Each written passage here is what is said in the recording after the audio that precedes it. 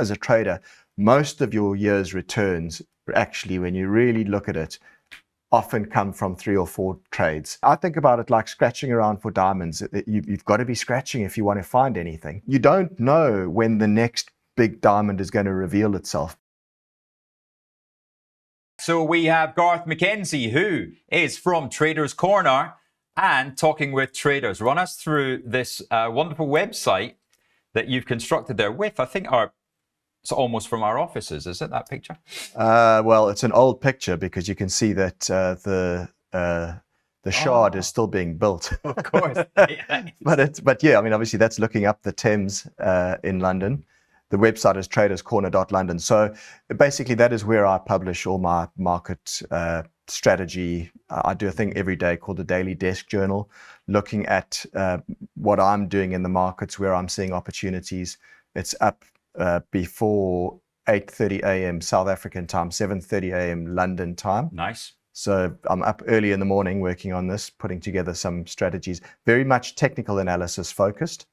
And then throughout the week, I have some other reports which are more long-winded, let's say, than the Daily Desk Journal. And views on, stocks, both international stocks as well as South African stocks, where I have a lot of clients still down there. Brilliant. Yeah. And as for the podcast, we're on, number 130, did we say? Yeah, that around about 130. I lost count, but we're thereabouts. So it's talking with traders. We started this in 2020 during the pandemic, and actually it was something that IG sponsored at the time. And initially it was supposed to just be 6 episodes, and we would just test the waters. And we did 6, and it was well received. So we thought, let's do another 6. And it kind of just went from there. That's incredible. And it grew and grew. So I've had some great guests on over the years, some quite high profile names as well, which has been a privilege to interview, guys like Tom Sosnoff. Oh, Sosnoff has been on, has he? Sosnoff's been on from Tasty Trade, and a number of others. So yeah, I mean, it's a privilege to talk to experienced traders, to get their insights, and effectively to get 40 minutes of their time, undivided, and ask them questions. It's a real privilege. And over the years, exactly what we've stolen from you today. Well, there we go. Yeah. Now, take us through what kind of lessons you learned from speaking to that many experienced, professional, and wise traders. Well, there are so many lessons, but there are certain things that stick out in your mind, and certain little quotes that always stick with me. What I will say is that all of the traders have different methodologies, different time frames, different ways of analyzing the market. The one thing that all the successful traders do have in common is risk management. Mm-hmm. They keep their losses small and try and maximize their wins. Right. And it really, that is the one commonality that I've seen across all traders. Yeah. And if you read any of Jack Schwager's Market Wizards books, that's also the same commonality that comes across with everybody. But there are many. One of my guests once said, and it just sounds so obvious, but he said, in this business, you have to take risk to make money. You get paid for taking risk. Yeah. And it sounds obvious, but if you stop and think about it, that a lot of the time people don't appreciate that, or maybe don't understand it at its most basic level. You have to take risk in the market if you want to make a return. If you don't take any risk, you're going to make nothing. But at the same time, you have to manage that risk so that it doesn't wipe you out either. And it's obvious, right? As traders, you have to take risk to make money, and you get paid for taking risk. But if you don't take the risk, you ain't going to get paid. And there's an easy way to not take any risk in life, and you stay in bed. Yeah. Right? What's your payoff there? Exactly. Yes, you could get hit by a car on the road. You could, go on holiday. The plane could crash, whatever. But it's always about judging probabilities. Yeah. When to take more risk, versus the return that you think is likely. And that's where, is there a feeling that sometimes 3 or 4 times a year, there are huge opportunities? Most definitely. And that's the thing that I found throughout my career, is that as a trader, most of your year's returns, actually, when you really look at it, often come from 3 or 4 trades. And in between that, you're scratching around, you're making a bit, you're losing a bit, you're making a bit, you're losing a bit. But the point is, and I often liken this to scratching for diamonds. You know, we talked about De Beers, so let's take it back there. But I think about it like scratching around for diamonds. You've got to be scratching if you want to find anything. Yeah. You're going to probably find a lot of dirt. You're going to dig up a few small diamonds. But if every once in a while you'll dig out a big one, big diamond. And that's kind of the way I view the market. Is I scratch around every day. I'm looking through the charts, looking through the opportunities. Right. You don't know when the next big diamond is going to reveal itself, but it's there somewhere. Diamond's the opportunity, not the profit. Well, yes. It's that you're trying to just find that opportunity that sticks out, and you're scratching your head and you think, surely I don't have that growth with that yield at this price. Yeah. Well, that's it. And you're quite right in saying that there are a handful of these that come around every year. And you've just got to keep your eyes open. Yeah. Look for them. You know, they're not going to fall in your lap. That I can tell you. You need to be doing the work. You need to be scratching around, reading, looking at charts, following the news, seeing what's going on in the world. But by doing that, the opportunities will reveal themselves.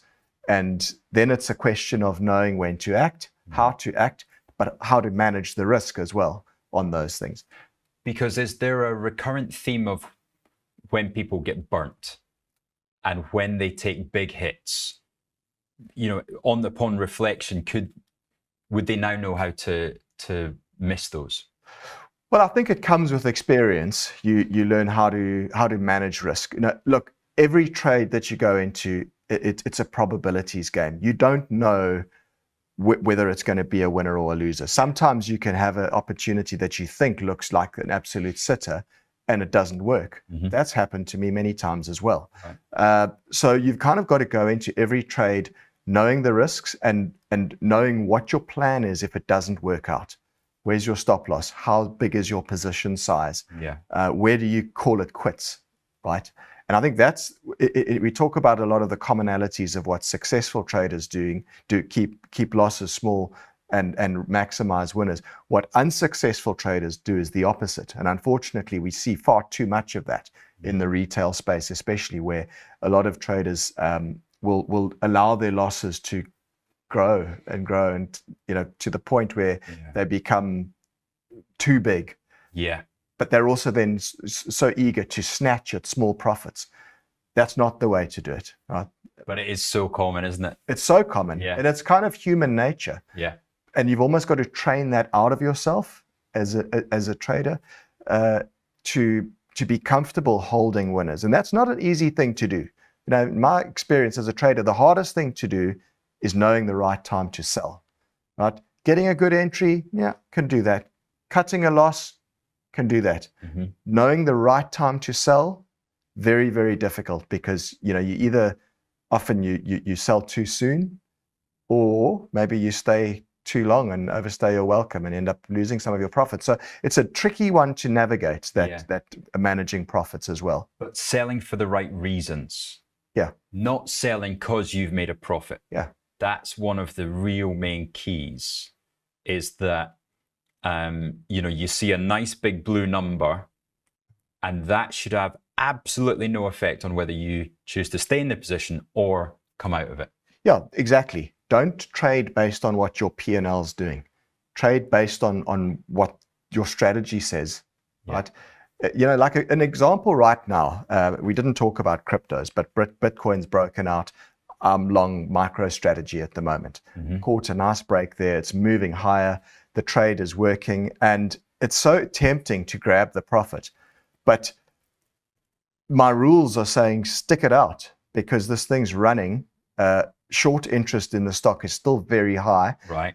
All the drivers are there for it to actually keep moving higher. Try and flex that muscle, that holding on muscle. It's a difficult thing to do.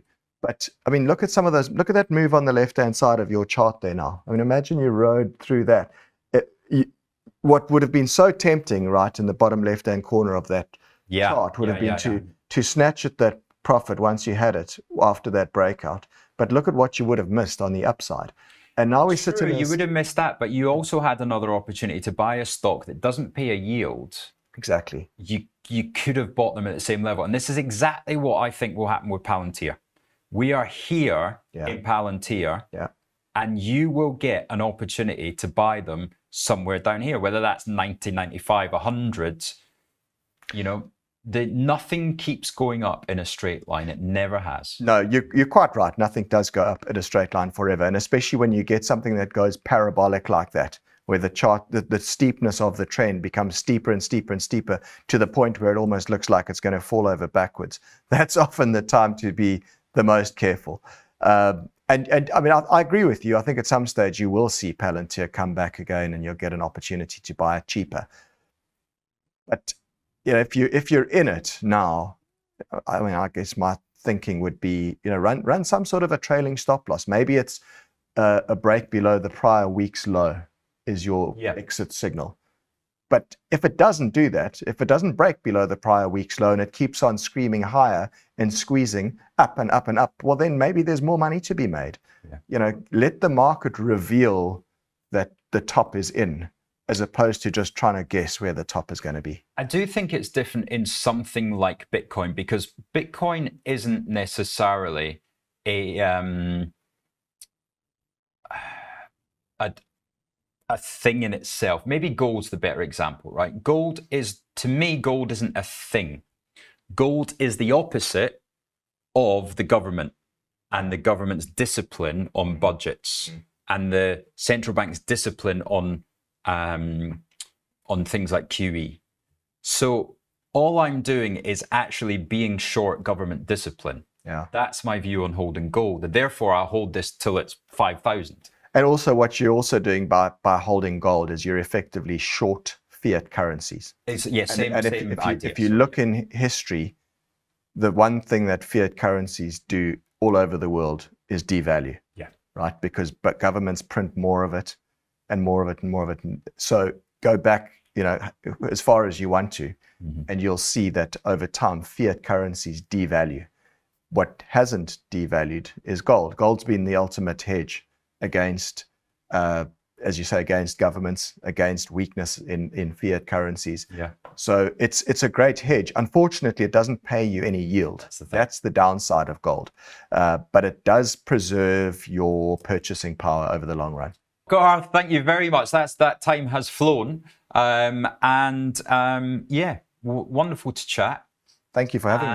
And just a reminder on where people can find more of you and the podcast. So my website's traderscorner.london, and the podcast is on YouTube. It's Talking with Traders, and you can find it there.